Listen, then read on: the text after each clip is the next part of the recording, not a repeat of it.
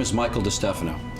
My father, Sam, was the vice president of entertainment at the Riviera for 10 years, where I also lived the entire time. I saw a lot as a kid. There's a reason why Las Vegas is the only city in America with a mob museum. The mob has always been a part of the fabric and history of this town. Vegas is a town with a lot of secrets. We're going to open the vault.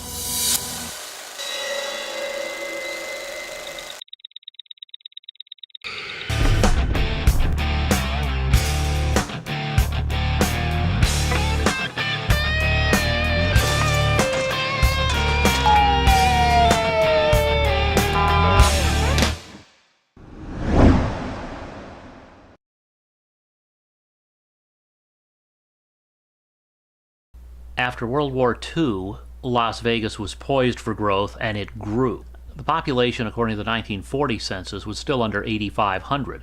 The population in 1950 was about 25,000, so 3 times as big and still small. But by that time, Las Vegas was beginning to morph from a railroad town and being a pit stop in the desert for people who were trying to get somewhere else into a tourist town where people wanted to visit. By that time, gambling had been legal in 1950 for nearly 20 years in Nevada. Add to that at the same time gambling became legal, the residency requirement for divorce was reduced from 3 months to 6 weeks. Both of these were designed to attract people to the area with the hopes that they'd stay here and invest. The general public has never really been aware of the types of violent tactics that came out of Chicago and Kansas City in comparison to, say, New York or Miami or even New Orleans. As violent as those other cities were, they paled in comparison to Chicago and Kansas City. Bodies being buried in the desert in the 40s, 50s, and 60s. Well, there were plenty that were buried during the 70s and 80s as well. And the 70s was certainly an incredibly violent era. A lot of those hitters from Chicago that were known as torpedoes would resort to whatever imaginary or creative tactics they wanted. There was a no-holds-barred level of violence. One notorious Chicago hitman that everyone's probably familiar with was Mad Sam Distefano. And Mad Sam was not given that name coincidentally. He actually was partially insane. And a lot of his torture tactics are notoriously famous for being incredibly brutal and graphic. There were times where he would go into homes where he was going to have to erase someone, and a half hour before their execution, he would insist that his victims perform sexual acts with their spouse at gunpoint for up to 30 minutes before he would actually pull the trigger. And even then, sometimes he would pull the trigger and shoot them in a non-fatal part of the body and then use ice picks and axes to bring them to their death painfully and slowly. It was a very, very graphically violent time. So this is why a lot of these figures were feared and complied with because of those fear tactics. They were very, very persuasive.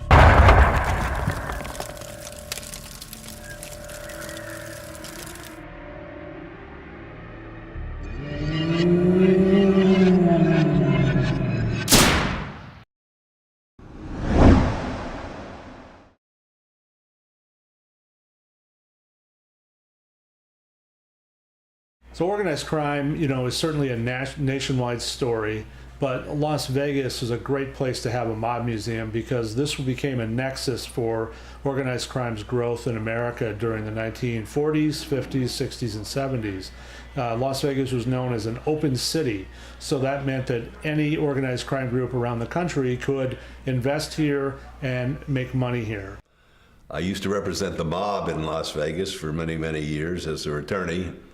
Then I decided to run for mayor, and I served 12 years as the mayor of the great city of Las Vegas. Well, basically, I said, I've been practicing criminal law, representing all these reputed mobsters for 35 years, and wouldn't it be nice to do something else? They said, what do you have in mind, Dad? I said, I think I'd like to run for mayor of Las Vegas. They said, are you crazy? But they said it nicely.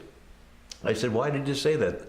They say, there's no way you can win, Dad. You have more baggage than the skycaps out at the airport. Right, wrong, real, or folklore, the mob built Las Vegas during a time of controlled violence. And sometimes it wasn't so controlled. One mobster was heard saying, quote, "We bury so many bodies in the desert, they should build a highway out there," end quote.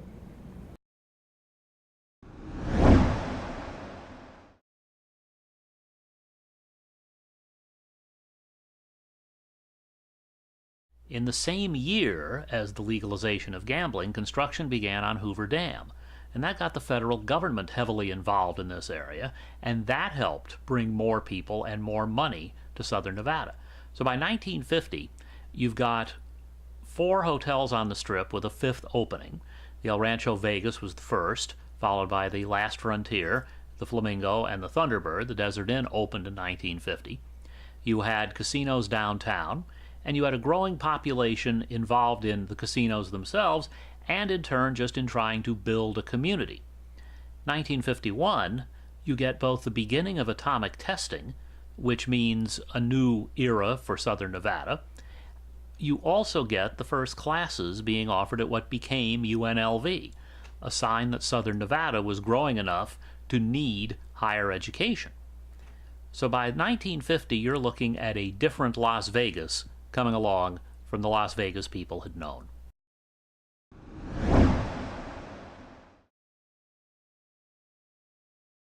Chicago and Kansas City were the primary families that funded the initial hotels in Las Vegas. A lot of the funding for the hotels that came through the largest pension fund in the history of unions and labor unions in America was the pension fund from the Teamsters Union, which was headed by James Riddle Hoffa.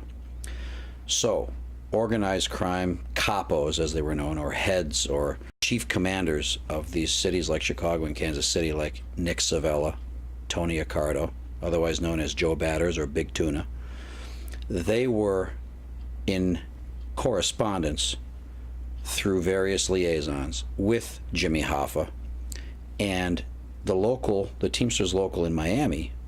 A lot of the loans that came out of the pension fund from the Teamsters local in Miami, those loans were used to build the Riviera, the Stardust, the Sands, the Frontier, the Tropicana. A lot of these legendary, pioneer hotels that first started Vegas as we know today came from those pension fund loans, which would not have happened without James Hoffa and without the leaders of the organized crime families in Chicago and Kansas City. They didn't have to fight for territory. There was more than enough for everyone. And so Las Vegas saw itself being, saw more organized crime elements here from Chicago, from New York, from Miami, from Cleveland, from all of these different cities, all descended on the desert to invest and make money in Las Vegas. Trying to figure out the role of the mob in Las Vegas is difficult because these were not exactly guys who wrote memos. They weren't likely to write down what they were really up to. It's possible that Al Capone had some involvement here as early as the early 1930s. You don't see big-time mob involvement on the Strip and downtown in the casinos until the mid-1940s. It's in the mid-40s that mob control came to the El Cortez. That ended before too long with new ownership, but there were a few little spots downtown where organized crime or illegal gambling interests were involved. On the Strip, it really begins with the opening of the Flamingo Hotel the day after Christmas, 1946. Whether it was Bugsy Siegel's idea, which seems unlikely, or it was the idea of a Hollywood businessman named Billy Wilkerson who needed Siegel's money to get the thing built, either way, the Flamingo ended up being a mob-controlled hotel, mostly people tied to Meyer Lansky.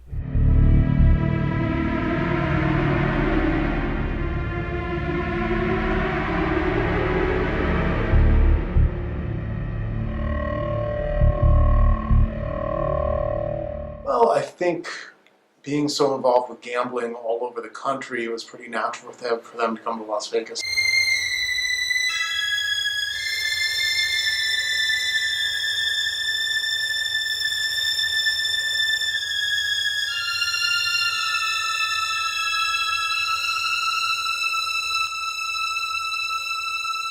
Yeah, organized crime was very well established all over the country in a lot of different areas. You had labor racketeering, which was pretty big, loan sharking, but gambling was seen by many people as really the financial lifeblood of organized crime, and that's everything from gambling on horses to hidden casinos places, secret casinos, to slot machines. The opening of the Desert Inn in 1950, you begin getting new groups in here, whether organized crime or illegal gambling interests, from other areas of the country. The DI's group was from Cleveland. The Sands came from another part of the country. The Sahara included illegal gambling operators from as diverse places as Oregon and Montana. Then you get to the Riviera with Chicago, the Tropicana with New York and Miami. You also get the Stardust with both Cleveland and Chicago, and Detroit and St. Louis have some connections to the Dunes and the Royal Nevada and the frontier. So organized crime sees its opportunity here, and mob-owned casinos become the rule here as opposed to the exception. You know, in the earlier days of the gaming industry, especially in the 50s and 60s when the organized crime presence was at its height, the industry was a lot smaller. Casino had maybe 10 or 12 tables, maybe 50 or 100 slot machines. Today they have 100 tables and more than 1,000 slot machines. So it's just a much smaller industry. The hotels might have 500 rooms. Today they'll have 3,000 rooms. So it really was on a whole different scale. So naturally, there was much more personality at play. People knew the executives, they knew the dealers, much more than they do today. Las Vegas was the one place in the country that all the mobs could feast in the same city. It was a cash cow of extraordinary proportions. Probably the classic casino with organized crime connections was the Desert Inn. You had Mo Dalitz, who had been in the Mayfield Road Gang back in Cleveland as the person running the casino, and he did a very good job at it, really set the model for all the casinos and the way they operated. So I think the Desert Inn was probably the preeminent, if you want to say, mob-affiliated casino of this period, although certainly Flamingo, Sands, Riviera, there's really no shortage. The interesting thing about the image of Las Vegas as a violent place during the times of the mob is that it's both true and untrue. The untrue part is this. Bugsy Siegel may have done some questionable things out here, but the general rule seems to have been that you did not die in Las Vegas. Notice that Siegel is killed in Southern California at Virginia Hill's place. Gus Greenbaum, another operator, was killed at his home in Phoenix. For the most part, the mob wanted to keep Las Vegas off the charts in terms of real violence. This was their golden goose. They didn't want to kill it. I was elected the mayor, and I looked out of my office at City Hall and saw this old post office and courthouse where I tried my first federal case. I said, what's happening with that building? No one knew, so we called up the General Services Administration with the federal government, who manages the buildings. I said, what's the story? And they said, it's surplus, and if you want to buy it, you could buy it for $1, but on two conditions. One, you have to restore it to its original condition, and two, it has to be used for museum purposes. I said, no problem as far as number one, because I had a policy when I was the mayor. We're not going to raise or destroy existing historical buildings. So it was either going to sit empty or we're going to do something with it.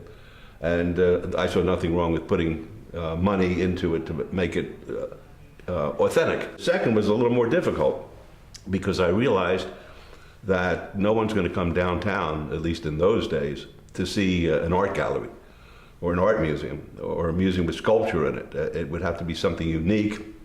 And I said to myself, what makes Las Vegas different than any place else? And the answer was, we were born from the mob. Contrary to popular belief that Bugsy Siegel opened the Flamingo Hotel, it was actually Hollywood Reporter founder Billy Wilkerson from Beverly Hills. Wilkerson was actually a restaurateur who owned the famous Ciro's nightclub where all the Hollywood stars and starlets would wine and dine. Wilkerson had actually purchased the land from a woman named Margaret Folsom for $9,500. Folsom had bought the land a couple of years earlier for $2,000 less from a man named Charlie Pops Squires for $7,500. Wilkerson began to develop the land into the Flamingo Hotel, began to construction and to build it, but ran out of funds pretty quick, and that's when Bugsy Siegel stepped in to financially rescue Wilkerson. However, Bugsy ran the budget way over $6 million, and Meyer Lansky and Lucky Luciano were not very pleased about that. So much so that they held a meeting in Havana, Cuba, wherein they discovered some pilfering going on and suspected strongly that it was Bugsy's love interest, Virginia Hill. That's when they decided Bugsy was either going to have to deliver the money or his life. So after the hotel opened on December 26th, the day after Christmas, 1946, it wasn't doing very well. The opening acts were Jimmy Durante with Xavier Cugat and Rose Marie. Rose Marie, we interviewed her for a book that I was writing this past year, and she was 94 years old, and she recalled telling Bugsy Siegel off without realizing that who she was talking to. But one of the reasons she was perturbed was because her audience was only 20 people. The weather was bad, it was pouring rain, they didn't have any control over the dealers who were also skimming. So it didn't take long. 6 months later, Meyer and Luciano decided it was over, and Bugsy got clipped at Virginia Hill's home in Beverly Hills. The bullet came in through the back of his head, and the pressure actually expelled his eyeball out across the room. It was pretty graphic. At this point, the boys decided to bring in a sports bookie named Gus Greenbaum, originally from Arizona, and he was employed by the big tuna, Tony Accardo, at the Chicago family. And they brought him in to operate the hotel at the Flamingo, and it was doing well, but Gus Greenbaum had had enough. He wanted to retire. So he asked the big tuna, Tony Accardo, if he could go back to Arizona and retire. And he did succeed in getting Accardo's permission, but not for long, because only a few months later, in April of 1955, they broke ground and opened the Riviera Hotel and Casino at 2901 Las Vegas Boulevard South. And the big tuna, Tony Accardo, realized there was only one man that he could really trust to operate it, so he called Gus Greenbaum back into action. However, Greenbaum was enjoying his retirement in Arizona and didn't want to come back to work. So it took a little friendly persuasion, and Accardo called in Marshal Caifano. And they brought in Caifano to come out and persuade Greenbaum to come to the Riviera and start operating it. And so he did. Greenbaum actually got the hotel to start turning a profit, and he brought in a gentleman by the name of Willie Beoff to be the vice president of entertainment. But it turned out that Beoff, a number of years earlier, had done a stint at Leavenworth and ratted out a lot of the Chicago guys. This did not sit well with the Chicago guys. And so Beoff, on a trip to Arizona, was unfortunately blown up with a lot of dynamite. And this did not sit well with Greenbaum because he was close to Beoff. So Greenbaum, who had a number of different vices, such as womanizing, gambling, drinking, and unfortunately heroin, started to really go into a self-destruct mode. And he decided that, he was going to start pilfering some of the money from his partners. So he started skimming at the Riviera. When word got back to the big tuna, another issue that didn't sit well, they decided that Greenbaum was going to have to be erased, and Greenbaum knew that he was safe. As long as he stayed inside the city limits of Las Vegas, there was a little bit of a safety net there. But he got tempted on Thanksgiving to visit his family in Arizona. So upon his trip to Arizona, visiting his wife and family back there, I think it was, they say, Caifano who made another stop in Arizona to visit him, and they found Greenbaum and his wife's heads sealed in plastic bags. And the TV was still on in their room, so we're not sure what they were watching, but it probably wasn't any light comedy. One of the things that people don't realize about Lucky Luciano and Meyer Lansky is that it was difficult for them to have to put that contract out on Ben Siegel after the cost overruns at the Flamingo. The meeting that Lansky and Luciano held in Havana, Cuba, was wherein they decided to clip Bugsy if he didn't recoup the cost of the hotel for the Flamingo. And the reason it was difficult is because all these guys were childhood friends. They grew up together since they were kids in Brooklyn. Ben Siegel, because Ben hated the name Bugsy, Charlie Lucky Luciano, Meyer Lansky, and Mo Sedway had actually formed a gang as kids. I mean, when I say kids, they all dropped out of high school, so this was probably when they were 13, 14 years old. They had floating dice and poker games, numbers rackets, they would do collections. And one of the other gangsters that came from Brooklyn that few people realized knew all these guys was Alphonse Capone.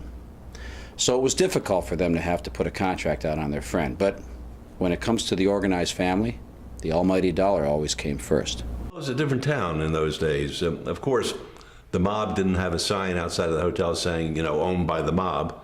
The mobsters decided on Las Vegas. It was what was called an open city.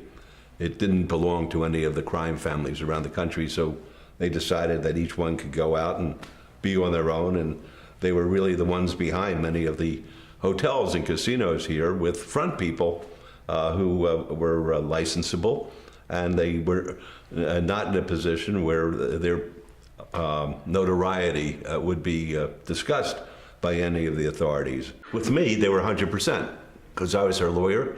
I was what kept them from being incarcerated, going to prison or to jail. So they treated me with great deference, respect, thanked me, paid me well. I had a great relationship with all of my clients. I can't help the fact that they were notorious. That had nothing to do with me. I was their lawyer. I wasn't their consigliere. People often ask me, what is it about the organized crime figures and mob figures that make them so infinitely fascinating and intriguing? And the answer I always give is that they took life by the short hairs and took whatever they wanted and actually milked life every minute of it and actually achieved everything that they wanted. I think that the movie Goodfellas is a good example of that. There's a line where Ray Liotta says, if we wanted anything, we just took it. If anybody, asked twice, they got hit so hard they never ask again. And the goodies that were taking the subways to work, working the 9-to-5s were dead. And that's a good narration. I think that script by Scorsese and Pileggi really sums it up. These guys had a lot of Corleones. They had no fear. And they simply seized life. And everything that people dream about, well, they didn't dream about it, they lived it. And they were loyal. They lived by a specific code of, believe it or not, ethics that they adhered to very strictly. So as controversial and as I think misjudged as a lot of these guys are, usually it's by people who have no idea where they hailed from, the poverty that they came from, and the resourcefulness of their thinking.